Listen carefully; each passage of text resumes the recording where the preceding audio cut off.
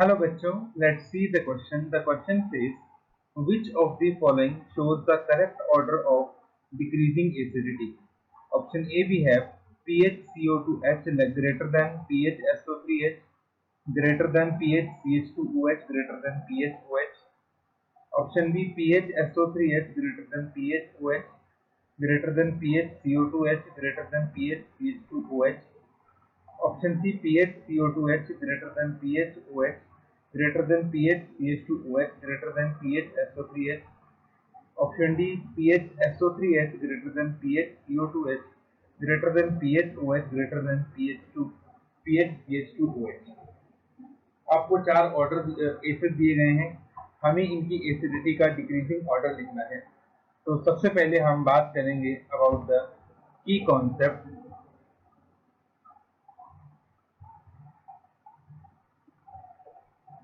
which is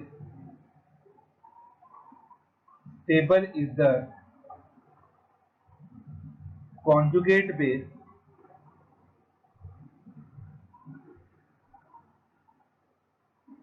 high is the strength of acid.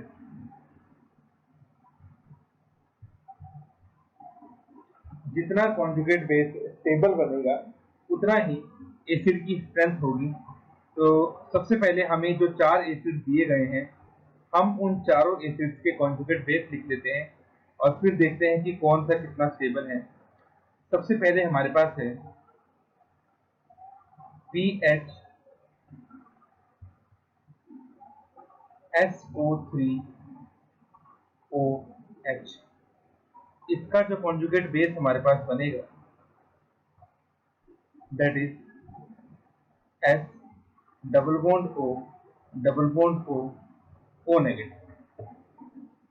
अब यहाँ पे आप देख सकते हैं ये ऑक्सीजन नेगेटिव चार्ज इसके साथ भी रेजोनेंस में है और इसके साथ भी रेजोनेंस में है, hence it is highly stable. ये बहुत ज्यादा स्टेबल होगा और वैसे भी रेजोनेंस भी ऑक्सीजन ऑक्सीजन के बीच में हो रही है, तो ऑक्सीजन पे ही नेगेटिव चार्ज रहेगा, तो इसकी स्टेबिलिटी बहुत ज्यादा हो सकती है। सेकंड हमारे पास है benzene C double bond O OH। इसका कॉन्जुगेट बेस कुछ इस तरह से बनेगा benzene C double bond O O negative. अब यहाँ पे भी रेजोनेंस होगी, लेकिन यहाँ पे जो रेजोनेंस होगी वो सिर्फ दो ऑक्सीजन के बीच में हो रही है, तो इट इज ओनली स्टेबल। हम इसको हाईली स्टेबल नहीं कहेंगे क्योंकि ये फर्स्ट के कंपैरिजन में थोड़ा कम स्टेबल होगा। अब हम बात करते हैं थर्ड की। तो देखिए थर्ड के केस में हमारा जो एसिड है वो कुछ इस तरह से है बेंजीन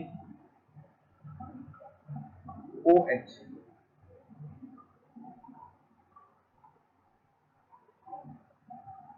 ये कुछ इस तरह से बनेगा O नेगेटिव। अब यहाँ पे भी रेजोनेंस हो जाएगी, बट यहाँ पे आप देख सकते हैं रेजोनेंस इज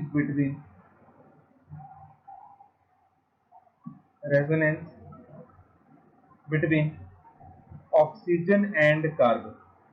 ठीक है, ऑक्सीजन और कार्बन के बीच में रेजोनेंस हो रही है, तो इसकी वजह से ऊपर के दो के कंपैरिजन में ये थोड़ा कम स्टेबल होगा।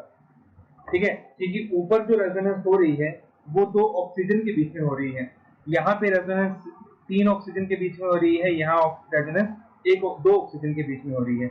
लेकिन इस केस में रेजोनेंस जो है वो कार्बन और ऑक्सीजन के बीच में हो रही है, तो वो उतनी ज्यादा स्टेबल नहीं होगी। और एक लास्ट हमारे पास और है बेंजीन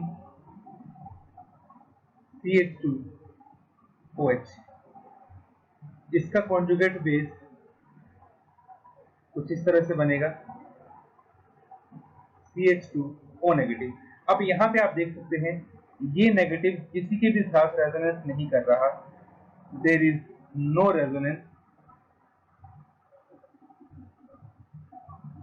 इट इज अनस्टेबल। इसकी स्टेबिलिटी सबसे कम होगी। तो सबसे ज्यादा स्टेबिलिटी होगी फर्स्ट वाले की, ठीक है, उसके बाद सेकंड की, फिर थर्ड की और फिर फोर्थ की। तो अगर हम इसके अकॉर्डिंग अपना करेक्ट आंसर देखें तो सबसे ज्यादा हमारे पास डी ऑप्शन सबसे बेस्ट रहेगा कि PHSO3H सबसे स्ट्रॉन्ग एसिड होगा, क्योंकि इसका कॉन्जुगेट बेस सबसे ज्यादा स्ट्रॉन्ग है, स्टेबल है।